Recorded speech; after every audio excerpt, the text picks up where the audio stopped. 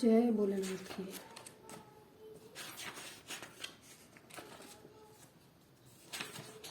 सोलह सोमवार व्रत कथा पढ़ने जा रही हूँ मैं। इसमें मैं आपको बुक दिखा दूँगी। ये देखिए, ये पुस्तक है 16 सोमवार व्रत कथा की, ठीक है। और यहाँ से ये 16 सोमवार व्रत कथा, यहाँ से कथा प्रारंभ है। अभी कथा प्रारंभ करते हैं।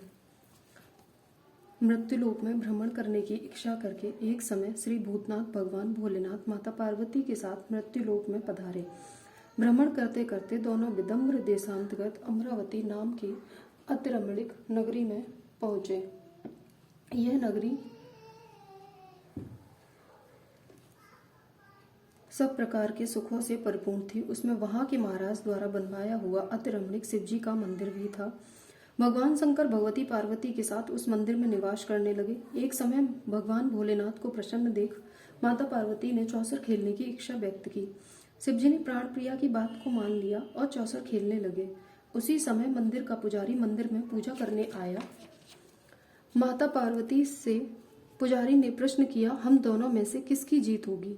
वह ब्राह्मण बिना विचारे शीघ्रता से बोल उठा, महादेव जी की जीत होगी। थोड़ी देर में बाजी समाप्त हो गई और पार्वती जी की विजय हुई। पार्वती जी बहुत क्रोधित हुई और ब्राह्मण को बिना विचार किए बोलने के अपराध के कारण कोढ़ी होने का श्राप दे दिया। पुजारी कोढ़ी हो गया। पुजारी को श्राप कष्ट भोगते हुए जब बहुत दिन हो गए, तब एक दिन देवलोक की अप्सराएं शिवजी की पूजा हेतु उसी मंदिर में आई और पुजारी से उसके रोगी होने का कारण पूछा।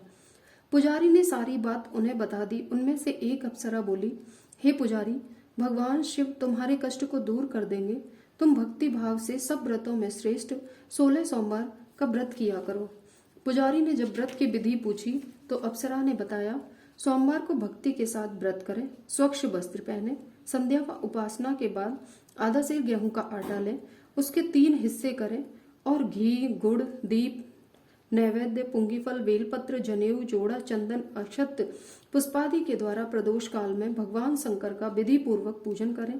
तत्पश्चात 3 हिस्सों में से एक शिवजी को अर्पण करें, बाकी 2 को शिवजी का प्रसाद समझकर उपस्थित भक्तों में बांट दें और आप भी प्रसाद पाएं।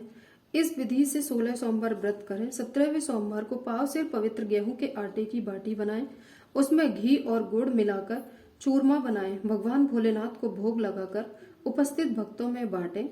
इसके बाद कुटुंब सहित प्रसाद लें। ऐसा करने से आपके सभी मनोरथ पूर्ण होंगे। ऐसा कहकर अप्सराएं स्वर्ग को चली गईं। ब्राह्मण ने यथाविधि 16 सोमवार व्रत किया तथा भगवान शिव की कृपा से रोग मुक्त होकर आनंद से रहने लगा। कुछ दिन बाद शिवजी और पार्वती फिर उस मंदिर में पधारे। ब्राह्मण को निरोगी देख पार्वती जी ने ब्राह्मण से रोग मुक्त होने का उपाय पूछा तो ब्राह्मण ने 16 सोमवार व्रत की कथा सुनाई। पार्वती जी अति प्रसन्न हो ब्राह्मण से व्रत की विधि पूछकर स्वयं भी व्रत करने लगी। व्रत करने के फलस्वरूप उनके रूठे पुत्र स्वामी कार्तिकेय माता के आज्ञाकारी हो गए। उन्होंने अपने हृदय परिवर्तन का भेद जब माता पार्वती से पूछा तो फिर स्वयं भी मित्र मिलन की इच्छा से यह व्रत किया। उनसे मित्र ने जब आकस्मिक मिलन का भेद पूछा तो कार्तिकेय जी ने उन्हें भी 16 सोमवार व्रत का महत्व बताया। तब मित्र ने भी यह व्रत किया और भगवान शिव की कृपा से उसका विवाह एक राजकुमारी से हो गया। एक दिन राजकन्या ने अपने पति से प्रश्न किया, हे प्राणनाथ, आपने ऐसा कौन सा भारी पुण्य किया था जिसके प्रभाव से मेरा आपसे विवाह हुआ? ब्राह्मण बोला, हे प्राण प्रिय, मैंने 16 सोमवार व्रत किया था जिसके प्रभाव से मुझे तुम जैसी गुणवती पत्नी प्राप्त हुई। व्रत की महिमा सुन राजकन्या भी पुत्र की कामना करके व्रत करने लगी। शिवजी की दया से उसके गर्भ से एक अति सुंदर, सुशील, धर्मात्मा और विद्वान पुत्र उत्पन्न हुआ। माता पिता दोनों उस देव पुत्र को पाकर अति प्रसन्न हुए और उसका लालन पालन भली प्रकार से करने लगे।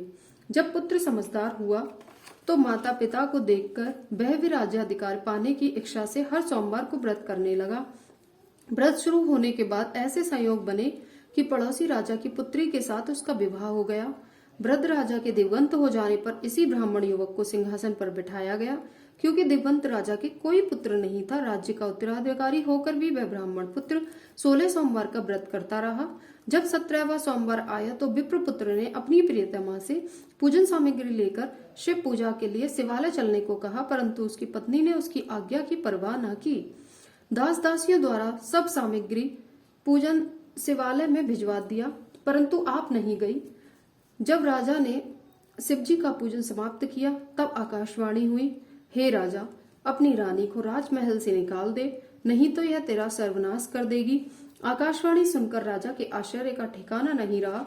ना चाहते हुए भी राजा ने अपनी पत्नी को राजमहल से निकाल दिया। रानी दुखी हृदय से भाग्य को कोसती हुई नगर के बाहर चली गई।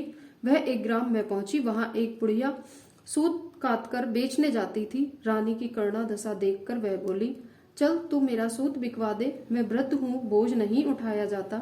रानी ने बुढ़िया के सिर से सूत की गठली उतारकर अपने सिर पर रख ली। तभी तेज आंधी आई और बुढ़िया का सूत पोटली सहित उड़ गया।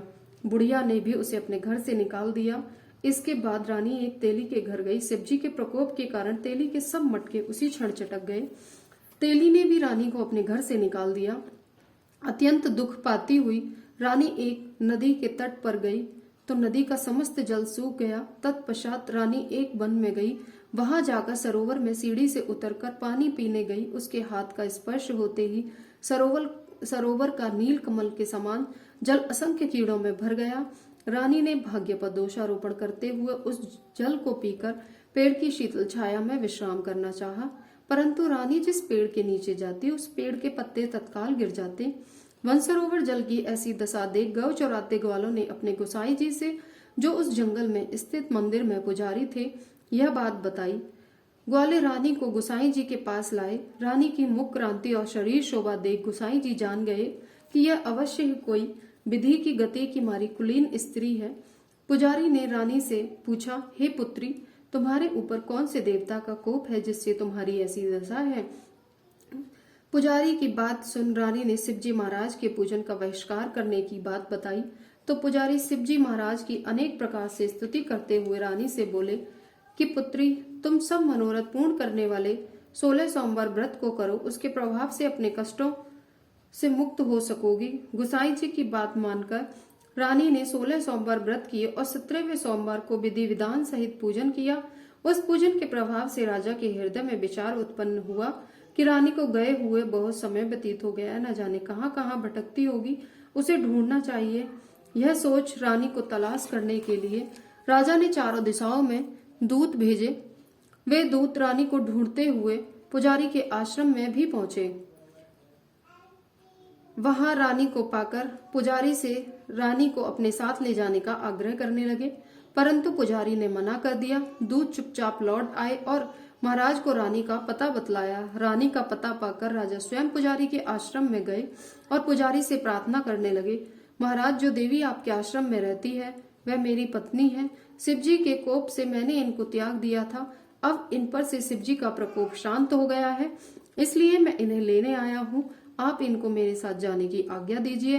गोसाई जी ने रानी को राजा के साथ जाने की आज्ञा दे दी। गोसाई जी की आज्ञा पाकर रानी प्रसन्न होकर राजा के साथ नगर में आई। नगरवासियों ने नगर के द्वार तथा नगर को तोरण एवं बंधनवारों से विविध विधि से सजाया। घर घर में मंगल गान होने लगे। पंडितों ने विविध वेद मंत्रों का उच्चारण करके अपनी राजरानी का स्वागत किया। ऐसी अवस्था में रानी ने पुनः अपनी राजधानी में प्रवेश किया। महाराज ने ब्राह्मणों को अनेक तरह से दान आदि देकर संतुष्ट किया। इस प्रकार शिवजी की कृपा से अनेक सुखों को भोगने के पश्चात दोनों शिवपुरी को पधारे। जो मनुष्य मनसा वाचा करुणा भक्ति सहित 16 सोमवार का व्रत एवं पूजन इत्यादि विधिवत करता है, वह इस लोक में समस्त सुखों को भोग कर अंत में शिवधाम को प्राप्त होता है। यह व्रत सब मनोरथों को पूर्ण करने वाला है। इति श्री 16 सोमवार व्रत कथा। ओम नमः शिवाय। बोली भगवान शंकर की जय। बोलिए शिव पार्वती जी की जय। बोलिए आदि योगी की जय। आरती कर लेते हैं अभी।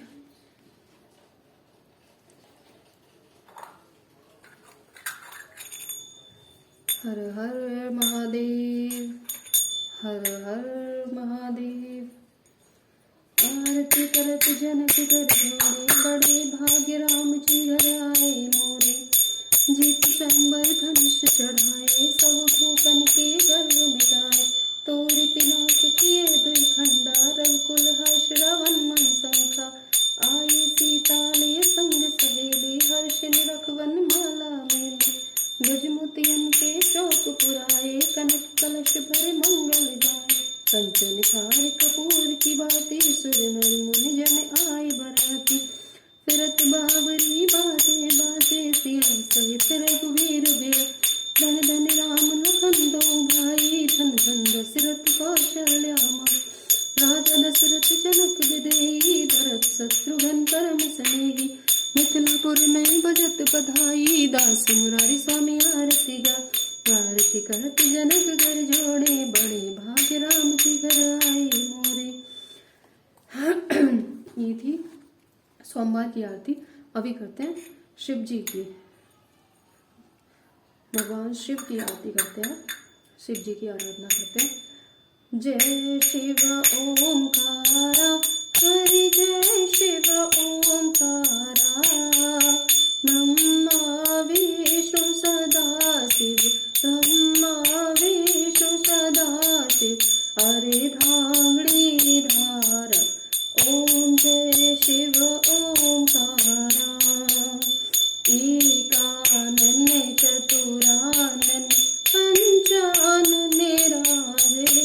प्रभु पंचानन राजे। हंसानन गरुड़ासन, हंसानन गरुड़ासन। वृषवाहन साजे, ओम जय शिव ओंकारा। दो भुज चार चतुर्भुज, दस भुज ते सोहे। प्रभु दस भुज ते सोहे। तीनों रूप निरखता, तीनों रूप निरखता। त्रिभुवन जन मोहे, ओम जय शिव ओंकारा। अश्माला वन माला, मुन माला धारी। प्रभु मुन माला धारी। चंदन मृग मद सोहे, चंदन मृग मद सोहे। बोले शुभकारी, ओम जय शिव ओंकारा। श्वेतांबर पीतांबर,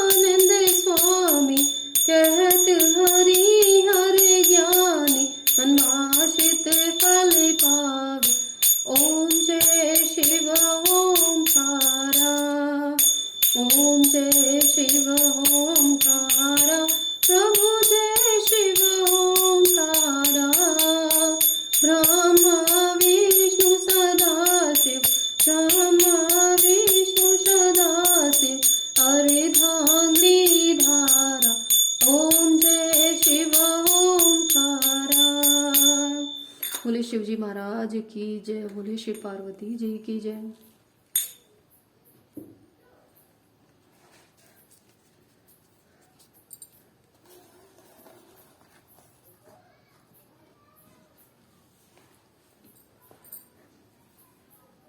जय शिव शंकर, हे शिव शंकर, करुणा कर, सुन लो मेरी पुकार, शुद्ध विनती बोलूं। जय हो भोलेनाथ की जय हो प्रभु। भोग अर्पण करें प्रभु, स्वीकार करें प्रभु। हम भोग अर्पण कर रहे हैं आपको, स्वीकार करिए प्रभु।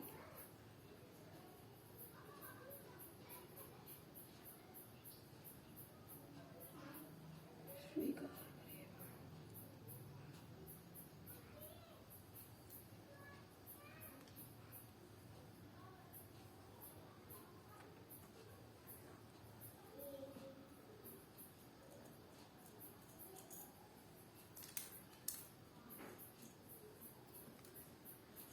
ओम नमः शिवाय, ओम नमः शिवाय, ओम नमः शिवाय, ओम नमः शिवाय, ओम नमः शिवाय, ओम नमः शिवाय, ओम नमः शिवाय। प्रभु ओम नमः शिवाय।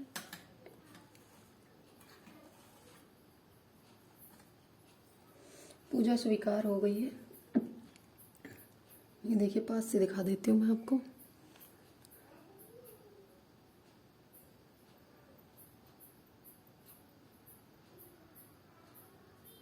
देख पा रहे होंगे आप, फूल बना है पूजा में।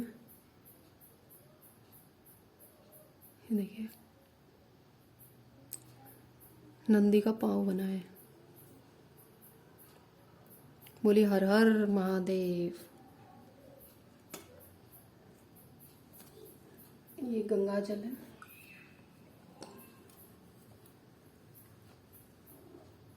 हे नाथ, रक्षा करिए प्रभु।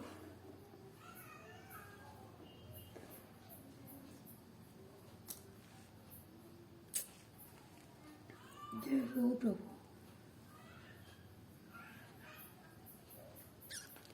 सब लोग आरती ले लीजिए।